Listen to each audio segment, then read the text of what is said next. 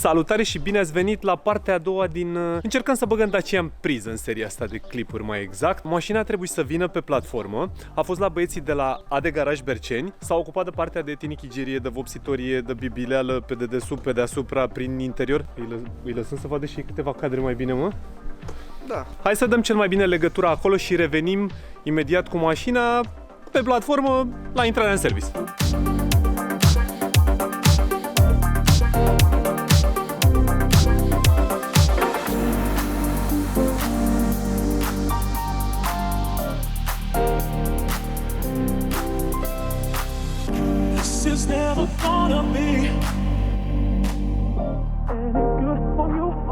Ia zi, de ce am făcut aici?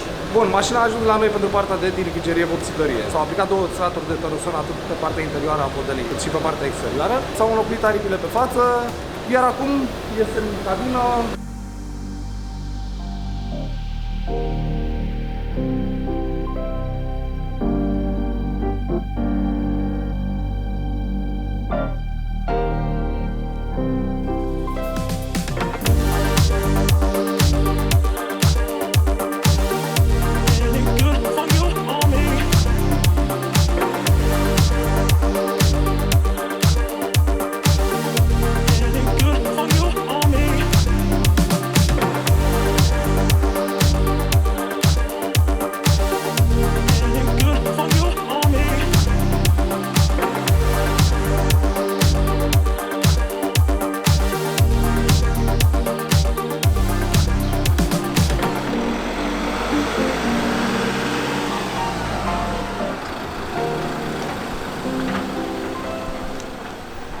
Salut, domnul Dan. Vă salut, domnul Bogdan. Cum procedăm? O dăm aici jos? O dăm aici, o băgăm în atelier, nu? Da. Perfect. Un băiat destoinic să aibă grijă de volan. E Alin sau? E pe vine. Hai că e Alin turat. Da? Era un scaun în ea când am mutat.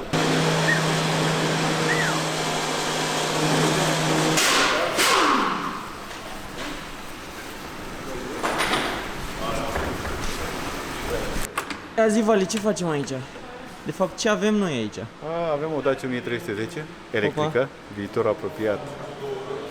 Așa, și aveam de făcut partea mecanică a mașinii. Amortizoare, avem bascule superioare, inferioare, pivoți, bucși, etrieri, rulmenți, capte de bară, bilete de direcție, bilete anterioare, bucși, bară stabilizatoare, etrieri cu recondiționare, conducte de frână noi și așa mai departe spre spate. Și după ce vom face mașina complet, va pleca în altă parte, nu zic că o să filmați acolo. Da. Să facem cum trebuie. Să o facem cum trebuie. Deocamdată facem partea mecanică. Partea de articulație, tot ce înseamnă suspensii, tot. Exact tot. Mai trebuie ceva menționat aici. Da. Astăzi este ziua ta și îți urăm la mulți ani și Mulțumesc o să... frumos. Mersi, mulțumesc. Probabil mulțumesc. o să fii bombardat în comentarii și în mesaje. Le aștept. Poate un pic mai târziu decât când filmăm noi acum, dar... Decât ziua de Așa că astăzi. îți zic și aici la mulți ani, Vălică. Mersi mult, Alex. Mersi, băieți. Și o surpriză plăcută, lucrezi la Dacia.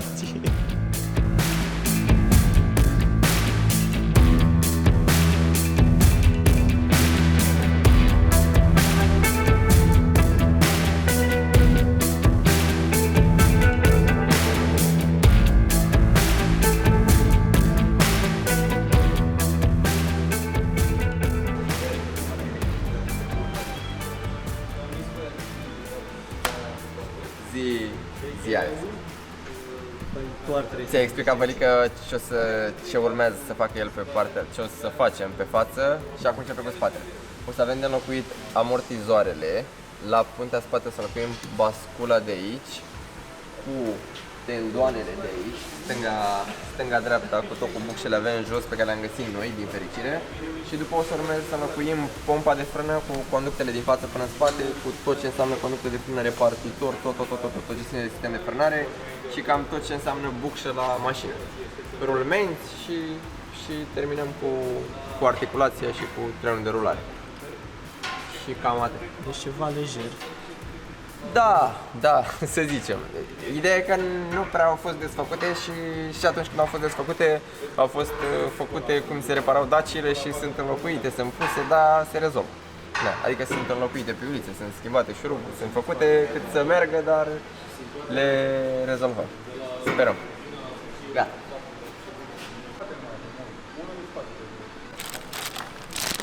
Încerc să mă gândesc la... E treaba mare de tot cu piesele. Sunt foarte multe și trebuie să vedem care mai trebuie să vină. Vălică! Vălică! Deci asta e fața și ai pus-o tu aici, da? Perfect. Asta e fața și ai pus-o tu aici, jos. Perfect.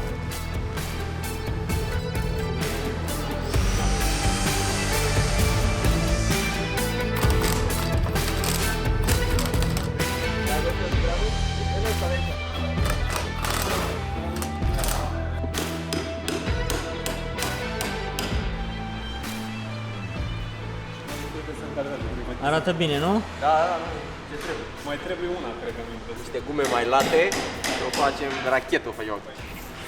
Înțelegi ce zic? Stai așa, că să împiedic ăsta de filmează. Mai jos, mai sus. Altă treabă? Da, e un 22 acum pe Acum e 19? Da, nu, un pic mai sus. Exact, e perfect. E perfect. Alegi, bă, 3 sau 4, care vrei tu? Dragoș tocmai a zis că dacă le punem invers, tot e mult. La Vălică. Mă descurc singur, aici voi faceți. Bă, ești pe afară, mă. Dacă stau după uși, gata. Batem noi la uși când trebuie să intri. Hai. Am venit și eu aici, să poate plătirea. Surpriză!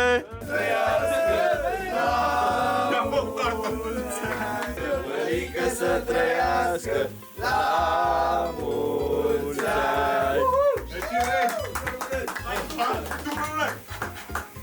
Păi și astea. Da. Stai să nu. Adu furtună, uisam și cu... Am zis să-l ții cum vrei tu, ori pe partea asta, ori pe partea elaltă, că de-aia... Bă, arată bine cu 3, sincer. Aia la naiba, 43. Cât vrei tu, 3 sau 4 ai azi? Aș fi vrut 3, dar nu merge, nu. Ce ziceai mai devreme? Surprinzător, nu am folosit flexul până acum. Avem o bucșă blocată la care trebuia să tăiem, dar doar atât. Vezi că a tăiat aici. A tăiat până acum? Vălică, da, Acolo în spate. Dar Și nu e rest- cum... Și în rest n-am tăiat, adică mă așteptam să fie toate șuruburile la flex. Dar e bine că se desfac. Și ăsta ce aici? Etrier. Etrierul pe care noi încercăm să recondiționăm.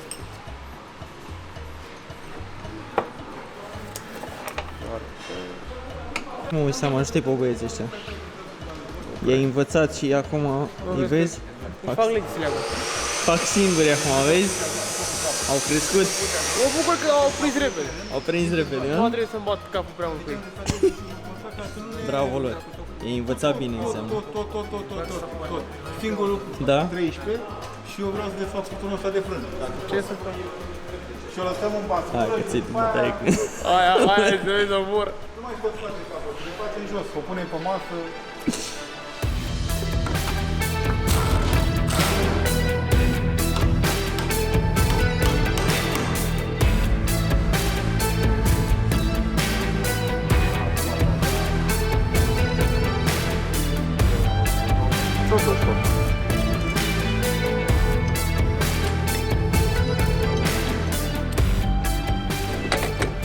A, uite mamă, original aici.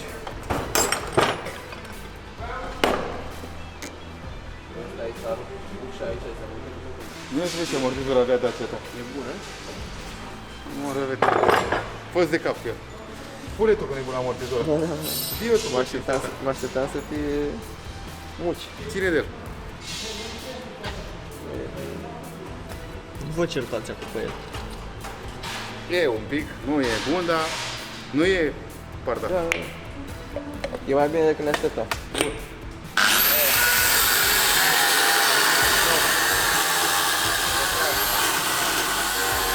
Fără flex, da? Frate și lui Alex. Un pic polizat cu flexul în partea asta și în partea asta. Și învârtit. Gata? Bascula, blocat șurubul aici, blocat șurubul aici. Aici am tăiat-o, aici am desfăcut din teu. Avem basculă nouă, șuruburi noi. Am rezolvat-o. amortizor nou. Hai să vedem dacă e ce trebuie.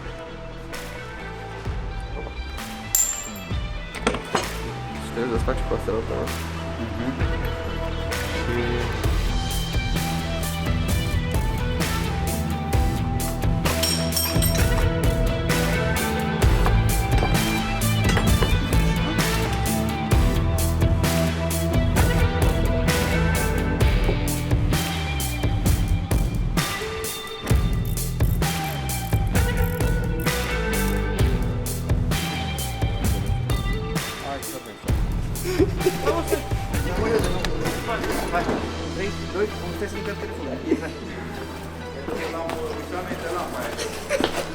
Așa că la sport cu Dani.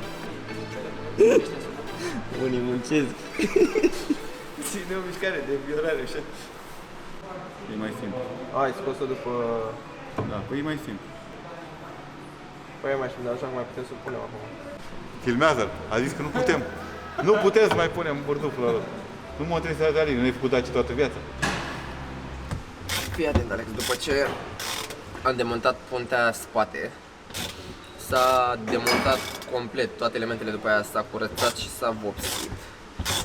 Acum trebuie să montăm toate piesele noi, tendoane și basculă și amortizoare spate.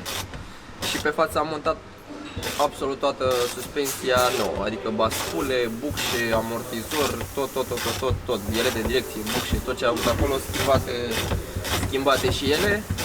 Și acum urmează să ne apucăm să montăm spatele, desfac cablul de la frână de mână și ne apucăm de treabă.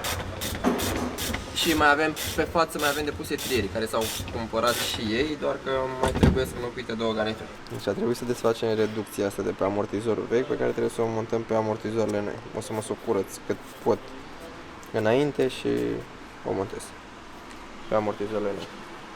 De spate. Băi, șuble!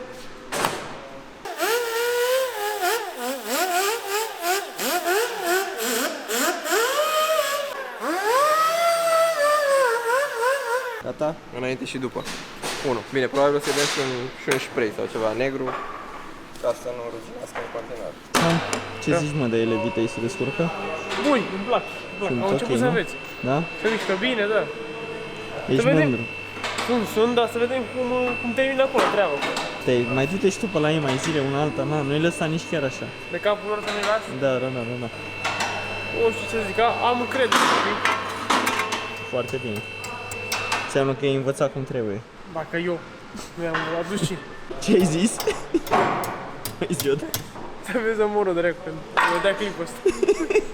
Știi care e faza? Așa îi prindem dacă nu se uită, că dacă nu zice nimic e clar că nu s-a uitat. Cum a fost, mă, v-a plăcut episodul? Da, marfă rău de tot. E clar că nu s-a uitat. Da. Acum a doua zi mi-am concediu ca întreabă. 100%. Am treabă, știu. Uite, mă. Cu gândul la ei, mai fac ok.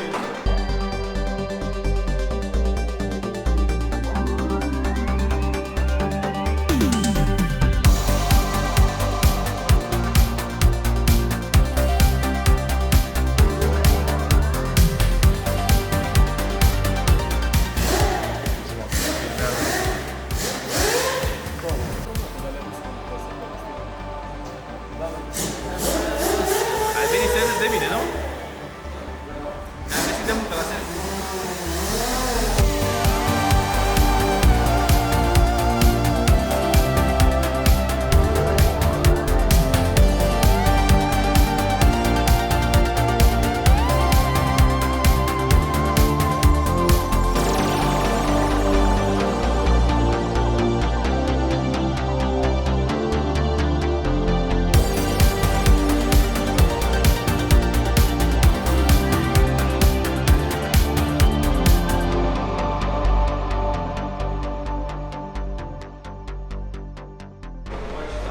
Vezi ce urmează acum? Să montăm puntea. Să punem puntea pe mașină. Cred că mai sunt trierile pe față și poate să plece mașina.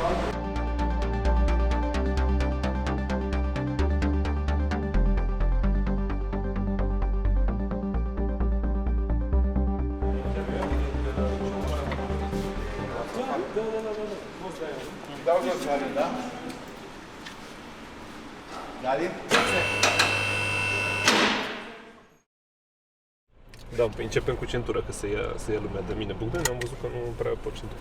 Da. Acum urmează partea interesantă a proiectului. Mașina deja este pe platformă către Pitești, către băieții de la XD Tuning. Să lăsăm un pic mecanica, că proiectul ăsta are ceva un pic mai interesant. Hai să mergem acolo și să ne povestească ei, de fapt, despre ce e vorba.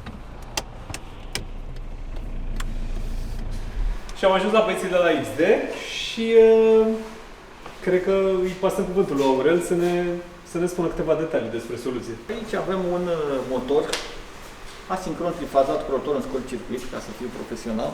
Un motor banal pe care îl puteți întâlni peste tot, la orice. Folosește un motor electric.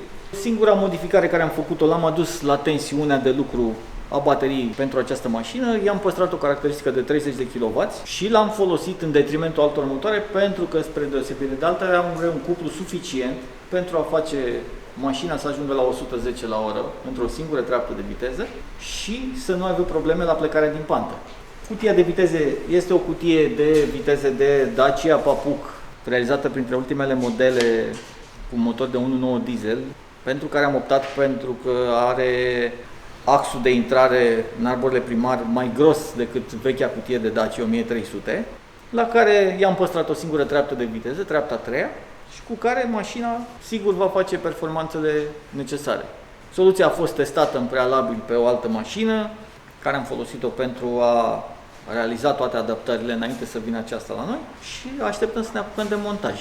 Acum, aici alături avem bateria care va veni în spate, încărcătorul, controllerul motorului, fostul alternator, acum este un DC-DC converter, pedală de accelerație luată de la un minunat Logan și un ventilator, întrucât instalația de încălzire a mașinii va fi cu o rezistență electrică și va necesita o altă configurare în interior.